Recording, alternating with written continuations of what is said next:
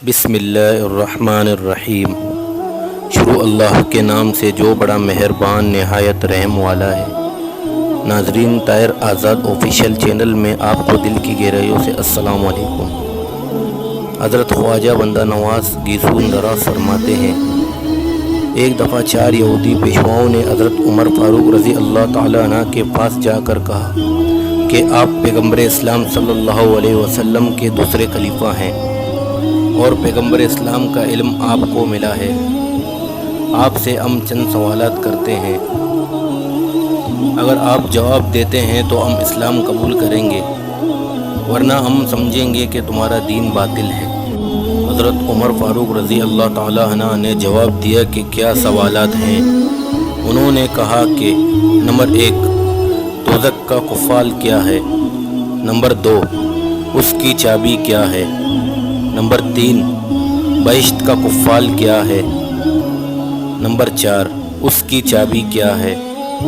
Number 5، وہ کون اہل قبر ہے جو قبر میں رہ کر سارے جہاں میں پھرتا ہے؟ نمبر 6، اور آدم علیہ السلام کے سوا کون ہے جو بغیر ماں باپ کے پیدا ہوا؟ نمبر 7، گھوڑا استبل میں کیا کہتا ہے؟ نمبر 8، باقی اور بکری اور اونٹ اپنے احاطے میں کیا کہتے ہیں؟ نمبر 9، کوا گھونسلے میں کیا کہتا ہے؟ نمبر 10، گدھا احاطے میں کیا کہتا ہے؟ اس قسم کے اور سوالات بھی تھے۔ حضرت عمر فاروق رضی اللہ تعالیٰ عنہ نے کچھ دیر سوچ کر فرمایا کہ ممکن ہے عمر بعض سوالات کے جوابات نہ دے سکے۔ یہ سن کر یہودی اکابر ہنسنے لگے اور مذاق کرنے لگے۔ عمر امیہ جو امام علی علیہ السلام کے غلام تھے، ڈھونڈتے ہوئے امام علی کے پاس گئے اور کہنے لگے، علیہ السلام کی مدد کیجیے۔ آپ نے دریافت فرمایا کہ کیا ہوا؟ انہوں نے کہا، 4 یہودی اکابر دین آئے ہیں اور حضرت عمر سے چند سوالات کیا ہے، جس سے انہوں نے مذاق اڑانا شروع کر دیا۔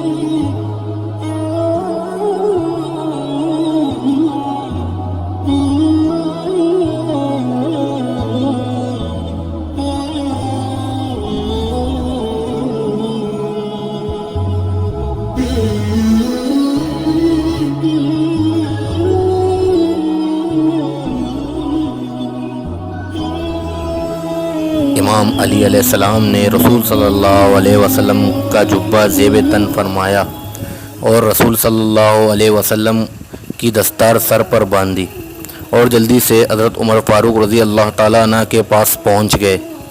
آپ نے یہودیوں سے پوچھا کہ تمہارے سوالات کیا ہیں؟ مجھ سے پوچھو۔